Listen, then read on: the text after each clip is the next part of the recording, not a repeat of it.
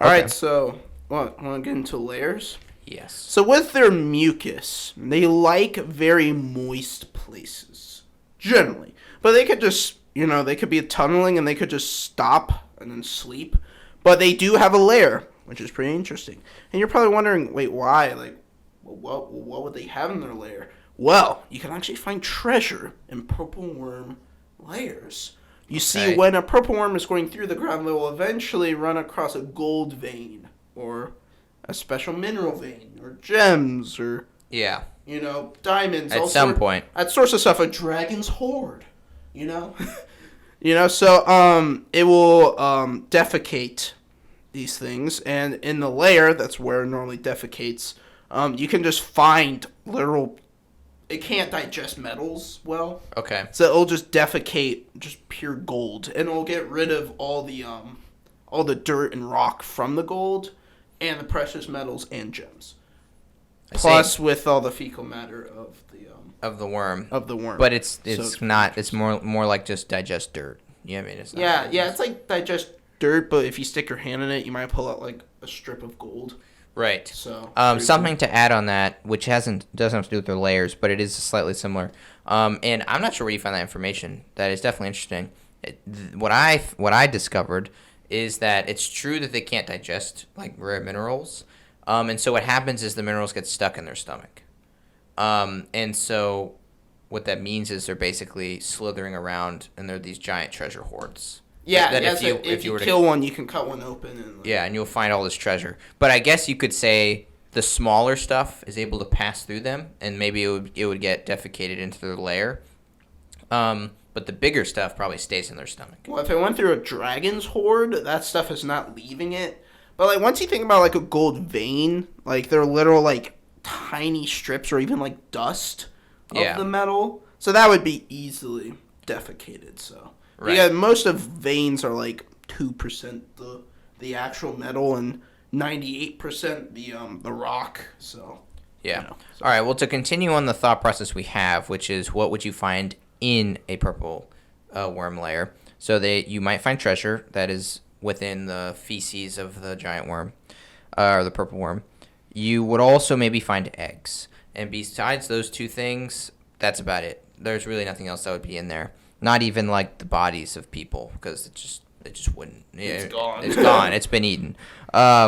So you might find sets of armor though. Yeah, maybe that would be part of like the treasure. Anything that can't be digested. Rip that guy. Yes.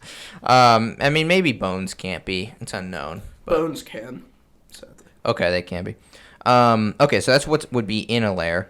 Now let's talk about where would the layer be. And so I'll start this out by just saying. They are underground. Moist.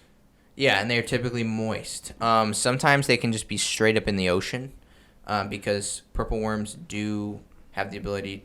Well, this is a little different now that we're in 5th edition. But it used to be the case that purple worms were amphibious in a sense where they breathe through their skin, and that includes in the ocean. And I believe that's still the case, but it's not on their stat block. You can homebrew that pretty easy. Yeah, but it makes sense. Well, they said they actually, there was, another worm, and wizards and scientists were like, are these things related? And then one guy said, well, yeah, the purple just gets smeared off of it, so it looks like a different color. But literally, it's the same thing, but it just chills in the bottom of the ocean. Yeah, I'll elaborate on that when we get to fun facts. There is some stuff to talk about there, but it's just a fun fact. It's not really important. But so their layers can be in the water. I guess that's what's important here. But typically they're these gigantic underground burrows, and that's it. That's what they are. You had mentioned, but this is the layer section, so let's just mention it again. If they don't really use layers often, you're not going to find one just sitting in its layer unless it's digesting. And the only time it would need to digest is if it did find enough food that it needs to digest. Otherwise, it's going to be perpetually hunting. And so typically, purple worms spend almost all their time hunting and just moving around. Yeah, that's interesting. So their layer will probably be empty.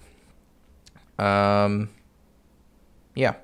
I will say, even though that they can be in the water, they prefer land. because this is where they can use their tremor sense. They basically become blind when they're in the water, so they don't like it. Although they're still very dumb, and so they can easily fall and get into water on accident, right? They'll just be going through the earth and pop. They're like in the ocean. Yeah. Like the ocean cliffside, you just see, like, if you're in a summer, you're like, what the hell? Just a performer just goes, boop. That would be an awesome encounter where it's like a cliff, and then you just see from the side of the mountain, the purple worm just like shoot out and just be like, what the? And then fall into the water. Yeah, that would be fun. And then it would just keep moving, trying to find something. Again.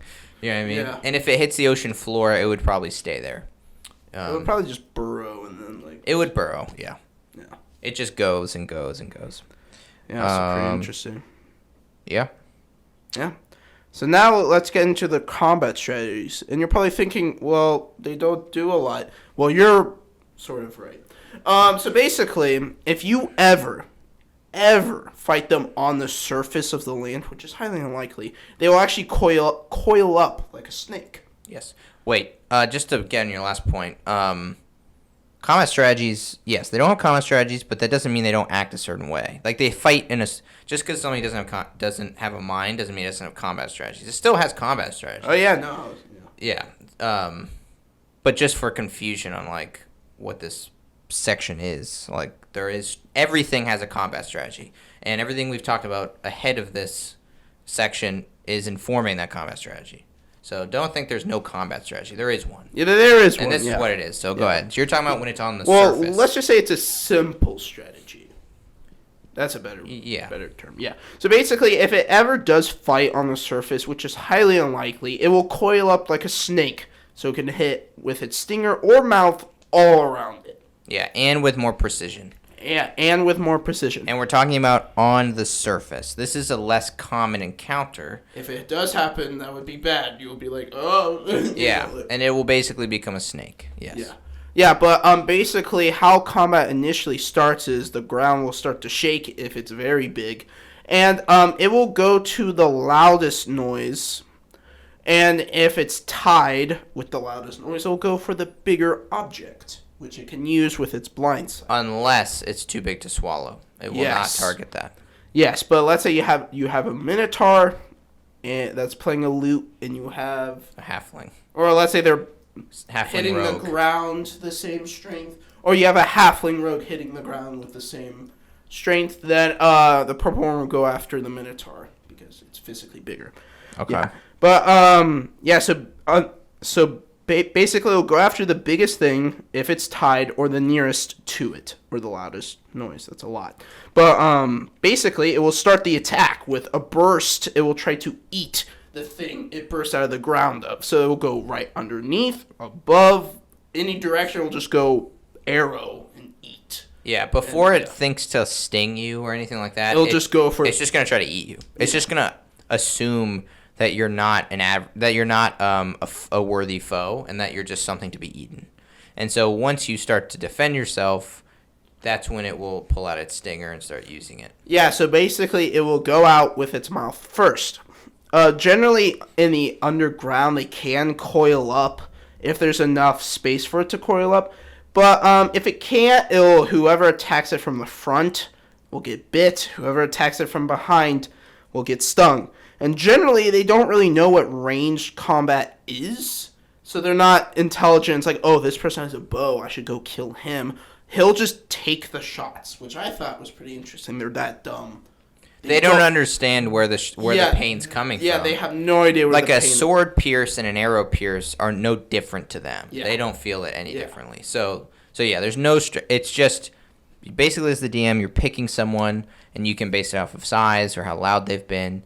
And once you've picked them, they're just going to try to eat that person until someone else draws their attention. And drawing their attention is basically just sound. Yes. Well, that's about it. Yeah. Basically, yeah. But if it does target one person, it will sting and bite until it swallows the person, and then it will switch on to the next person. Yep. But if it's getting hit by multiple people all around, it will hit one person with its mouth and the other person with its stinger, trying to hit as many people as they can. One thing that they do know what it is pain. Yeah. They get hurt, and they don't like pain. So if you So you can draw its attention by dealing more than 30 damage. Okay, and it'll turn and go towards where the pain came from. It'll just go. But they don't understand. They don't really understand, but they're like, "Ow, that really hurt." If you're within their blind sight, they might be able to tell. They would tell if you're like right there, just shooting them. I'm not really sure why you would be doing that 30 feet away. But yeah, but it might be a small cave. But yeah, but it's kind of how you should talk, how you should narrate it as a DM. It's like, let's say the ranger got a really good lucky shot in between the plating, did a lot of damage. The purple one would look in that direction and just jump and just go straight into that it would just change straight into that direction and try to eat whatever that is. But if you do knock them down to 93 hit points, they will flee. Yeah, because they want to. They'll just be in so much pain that they're like they no longer are hungry. They're like, oh, I'm out of here. Yeah, I'm out of here. So they will generally tunnel down, or just tunnel anywhere, honestly. But they will tunnel away. They'll never just run away or dash away. They won't even disengage. They'll just tunnel down. Mm-hmm. And if anybody tries to come up behind them to catch up with them, they'll just get stung. So they actually have a way to defend themselves by being pursued. As they're leaving. Yep, as they're leaving. And then they'll just go somewhere else and flee. So pretty simple, but pretty interesting. Yeah. Okay, so to summarize in like 2 sentences, they pick a target and then they try to eat it. And if it fights back, they also sting it. Done. Boom. And then the target will change depending on if someone deals a lot of damage or if it's just really loud. Okay, I have a few more things. One thing is if they're underground, they prefer to approach from above. So they will go out of their way to do that. And if they are above ground, they will, as we said, kind of coil themselves, and then they'll raise their head in the air to attack from above again. So they just have like a natural tendency to attack from above, which is probably just evolutionarily adaptive. However, if they get to before they get to the surface, so if they're underground, they attack from above. If they're on the surface, they attack from above. But if they're just approaching the surface, they will attempt to just straight up eat whatever they're going for, like Great from White below. Shark style. Yeah, Great White Shark style, or from Dune. Yeah. So there is that one situation in which they're going to come from below, but typically they actually do come from above, which is like not. It's kind of against what you would think. I mean, it's pretty interesting though. Once you think about it, it's like if you're in a cave, it's a highly likely that the worm would just, it's a better chance of hitting. Yeah, I guess maybe it helps gravity and stuff like that. Yeah. Another thing is they can regenerate their body segments. Up to 5 of their segments. So if you cut off their head, that doesn't mean they die. They just keep going. So they might run away. Obviously, cutting off their head would be very difficult since they're kind of thick. But unless you have the Volpal sword, it's a legendary sword that you can just, if you get a crit, you just chop off a head. It's like, well. Nice. But if you chop off more than 5 segments, then it will die. It'll probably die. It'll get pretty messed up. You'll probably have like 2 squirming things. It may still try to bite you and stuff, it'll die. How many do they have total? Like I don't know. 13. It would depend. It could be 20. I think 5 is about half its size. So 10. So kind of like if you cut it in half. Yeah. Although that's hard to do, and they do not regenerate it during the combat. They'll just regenerate it like over time. If you ever wanted to like seek revenge or something, although they're not smart enough to do that. Apparently, it'll take about like a week. They'll just go in their lair and just sleep until it grows back. So that's surprisingly fast. I don't know about fast, that. Yeah. A week or like a month or something like that. Yeah. Okay. So yes, that's about it. The only other thing I want to say about combat is the combat can be it could be boring. Because this is a very simple creature. What makes it a little more fun is this whole swallow mechanic. This makes it more interesting because your party will be trying to get people out. But the thing is, the way you get people out from being swallowed is just by dealing damage. That's what you were going to do anyway. So it doesn't really make the strategy from the player's perspective any more interesting if someone's swallowed. It just makes it a little more difficult. So something to make it more interesting could be, so I would just suggest kind of doing your classic combat hack max on this especially. So you want to, use those environmental factors. So maybe you got like stalagmites at the top of the cavern that your party can like knock down onto the worm, stuff like this. You want to incorporate more factors into this encounter because this encounter can become very just the worm hits, you hit, the worm hits, you hit. Oh, you got swallowed. Okay, everyone except that person hits, the worm hits. You know what I mean? And so that can make it kind of boring. So you kind of got to be creative to make it interesting. And a way you could make it interesting is by giving this creature or introducing the purple worm to a party that is not prepared to kill it. And that makes it more of a runaway, stay quiet, distract it, tremors situation. Yeah. Instead of we're just going to kill it and it's going to maybe hurt us, but we're going to kill it. You know what I mean? So maybe give it to like a CR12 party or even lower where it's like you can fight it if you want, which would be boring, and also you'll probably die. Yeah. So there's just some considerations with combat. Yeah, that was good.